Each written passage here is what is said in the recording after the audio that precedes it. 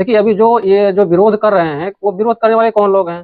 तो जो विरोध करने वाले लोग हैं, जो उनकी मानसिकता है, दूषित मानसिकता है, वही लोग हैं जो इसके पहले, इस बिल के आने के पहले जो छात्रों के साथ में शोषण करते थे, ये वही लोग हैं।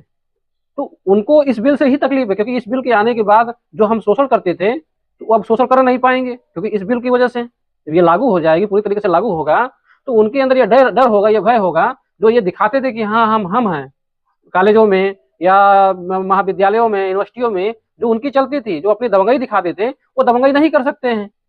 तो इस बिल का हमारा समर्थन है। अगर इस बिल को जो है सौरों के द्वारा अगर रोक लगाई जाती है तो हमारा जो है पुरजोर इसका विरोध होगा, और हम जो है पूरे प्रदेश में, प्रदेश व्यापी, राष्ट्रव्यापी आंदोलन करने के लिए हम लोग बात होंगे, क्योंकि ये जो बिल आया हुआ है ये संपूर्ण विद्यार्थियों के हित में है और देश के हित में है।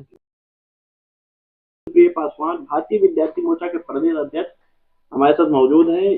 यूजीसी का जो नया बिल आया है, जिसको देखने को मिल रहा है, जिस पर बड़े पैमाने पर विरोध देखने को मिल रहा है, जो अपर कास्ट के लोग हैं वो बड़े पैमाने पर इसका विरोध करते हुए नजर आ रहे हैं। क्या है पूरा मामला, उन्हें समझते हैं।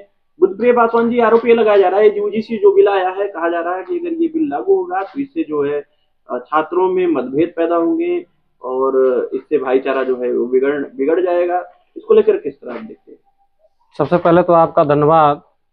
अभी आप ये जो बात कर रहे हैं कि अभी जो यूजीसी बिल आया हुआ है और ये छात्रों में विभेद करने के लिए लाया गया है, ये छात्रों में विभेद करने के लिए नहीं लाया गया है, इसके पहले विभेद होता था, उन विभेद को दूर करने के लिए भी लाया गया है। और विभेद जो होता था, खास करके जो देखने को मिला, वो एससी बीसी बैकवर्डों के जो छात्र हैं, उनके छात्रों के साथ में ये लगभग लगभग अभी जितनी यूनिवर्सिटियां हैं, लगभग लगभग सारी यूनिवर्सिटियों में देखने को मिला हुआ है। तो कहीं न कहीं इसके पहले, इस बिल के आने के पहले जो है बड़े पैमाने पे छात्रों के साथ में शोषण होता था। इस शोषण को दूर करने के लिए बिल लाया गया है, और ये किसी के विरोध में नहीं लाया गया है कि जो है लड़ाने के लिए ये बिल लाया गया है, ऐसा कुछ नहीं है। तो जिस तरह इसके खिलाफ में सवर्ण लॉबी जो है, अपर कास्ट के लोग हैं, वो बड़े पैमाने पर सड़कों पर उतरने का काम कर रहे हैं। इस बिल को बहुत जगह देखने को मिला, सड़क पर उतर के यहाँ तक ज्ञापन देने का काम कर रहे हैं। क्या कहेंगे आप? देखिए अभी जो ये जो विरोध कर रहे हैं, वो विरोध करने वाले कौन लोग हैं? तो जो विरोध करने वाले लोग हैं, जो उनकी मानसिकता है, दूषित मानसिकता है, वही लोग हैं जो इसके पहले, इस बिल के आने के पहले जो छात्रों के साथ में शोषण करते थे, ये वही लोग हैं। तो उनको इस बिल से ही तकलीफ है, क्योंकि इस बिल के आने के बाद जो हम शोषण करते थे तो वो अब शोषण कर नहीं पाएंगे, क्योंकि इस बिल की वजह से जब ये लागू हो जाएगी, पूरी तरीके से लागू होगा, तो उनके अंदर ये डर डर होगा, ये भय होगा। जो ये दिखाते थे कि हाँ हम हैं कॉलेजों में या महाविद्यालयों में, यूनिवर्सिटियों में, जो उनकी चलती थी, जो अपनी दबंगई दिखाते थे, वो दबंगई नहीं कर सकते हैं। तो इस वजह से उनको तकलीफ हो रही है। हालांकि जो ये अभी विरोध कर रहे हैं, जो लोग भी विरोध कर रहे हैं, वो उन लोगों ने ऐसी हरकत की हुई है। तो उनकी जो आने वाली पीढ़ियां, उनके आने वाले जो बच्चे हैं, वो ये चाहते हैं कि हाँ हमारे बच्चे का भी दबदबा यूनिवर्सिटियों में, कॉलेजों में, महाविद्यालयों में होना चाहिए। तो वही लोग इस बिल का जो है विरोध कर रहे हैं। बाकी 90% लोग इस बिल के समर्थन में हैं, क्योंकि ऐसा होता था तभी इस बिल लाने की जरूरत पड़ी। इस बिल की जरूरत तभी पड़ी क्योंकि इसके जो आंकड़े देखने को मिले पूरे भारत में, बड़ी तादाद में देखने को मिली। यानी आप कह सकते हैं कि 100 से ऊपर इतने अपराध बढ़ चुके थे यूनिवर्सिटियों और कॉलेजों, महाविद्यालयों में, जो बच्चों के साथ में शोषण होता था, महिलाओं, छात्राओं के साथ में शोषण होता था। तो इस बिल के आने से एससी बीसी के विद्यार्थियों के जो शोषण हो रहे थे, वो शोषण पे रोक लगेगा। छात्राओं के साथ शोषण होता था, कोई सुनवाई नहीं होती थी। क्या लगता है जो कॉलेज यूनिवर्सिटियों में जो जात के आधार से नंबर दिए जाते थे, इंटरव्यू वगैरह में चेहरा पहचान कर जात के आधार पर उनके साथ भेदभाव किया जाता था, क्या ये बिल वो चीज, सारी चीजें दूर कर पाएंगे क्या? बिल्कुल जो है ये अभी जो बिल इसीलिए लाया गया है क्योंकि जो है अगर कोई एससी बीसी का कोई छात्र है, पढ़ने में तेज तर्राक है, तो खासकर ये सवर्णों की, प्रोफेसरों की ये मानसिकता और प्रवक्ताओं और टीचरों की ये मानसिकता देखने को मिली है कि उनकी मानसिकता है कि एससी बीसी के बैकवर्डों को कम नंबर दे करके उनको जो है कम नंबर देंगे तो स्वाभाविक है कहीं मेरिट का मामला आता है तो उनके मेरिट में, वो मेरिट में नहीं आ पाएंगे। जब मेरिट में नहीं आ पाएंगे तो सरकारी नौकरियों में नहीं आ पाएंगे, सरकारी नौकरियों में नहीं आ पाएंगे तो हमारी ही तो गुलामी करने के लिए मजबूर होंगे। ये उनकी मानसिकताएं थी।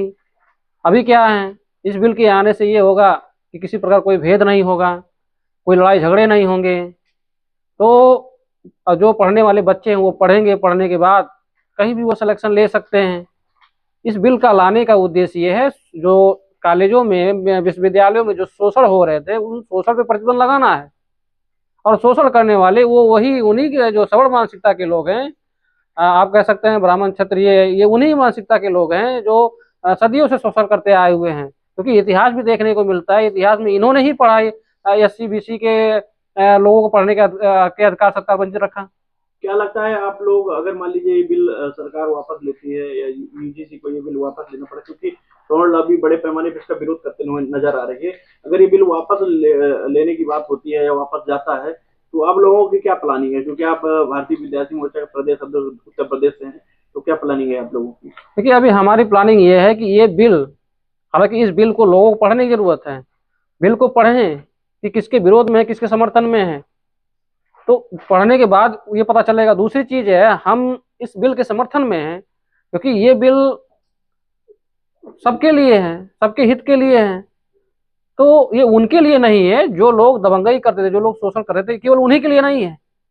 तो इस बिल का हमारा समर्थन है। अगर इस बिल को जो है सौरों के द्वारा अगर रोक लगाई जाती है तो हमारा जो है पुरजोर इसका विरोध होगा, और हम जो है पूरे प्रदेश में प्रदेश व्यापी, राष्ट्रव्यापी आंदोलन करने के लिए हम लोग बाध्य होंगे। क्योंकि ये जो बिल आया हुआ है ये संपूर्ण विद्यार्थियों के हित में है और देश के हित में है।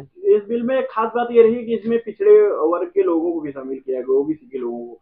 क्या लगता है वो भी एक बड़ा कारण रहा है कि SC ST OBC की कहीं ना कहीं एकजुटता दिखा रही है इस बिल से? तो यह लग रहा है इससे जो अपर कास्ट लोग डर चुके हैं, क्या कहेंगे आप?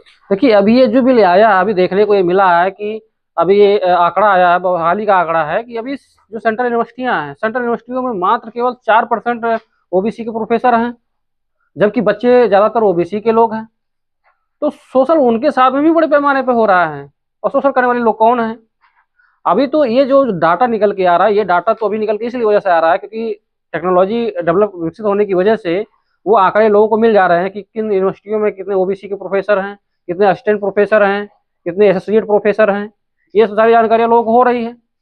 लेकिन जब ऐसी कोई व्यवस्था नहीं थी, जो पहले जो पर्चे के लोग होते थे, हितमित्र लोग होते थे, उनको आउटडोर से भरा जाता था, वो लोग बड़े पैमाने प्रोफेसर बनाए गए। अभी वो क्या है कि अभी जो प्रोफेसरों की जो भर्ती हो रही है, उस भर्ती में अगर कहीं गलत मिस्टेक या होता है तो वो मामला ओपन हो जाता है, फिर उस पर एजिटेशन होता है, तो फिर बहाल होता है वो। तो अब सोशल मीडिया के आने सबको ये जानकारी हो जाती है। पहले ये जानकारी नहीं हो पाती थी। जब जो फार्म जो है ऑफलाइन किए जाते थे तो उसमें नहीं कोई परीक्षा थी। तो अभी ये जो UGC बिल आया हुआ है, UGC के उसमें जो बिल आया हुआ है, ये संपूर्ण विद्यार्थियों के हित में है और देश के हित में है। इस बिल को लागू होना चाहिए, ऐसी हमारी जो है मांग भी है। बहुत बहुत धन्यवाद।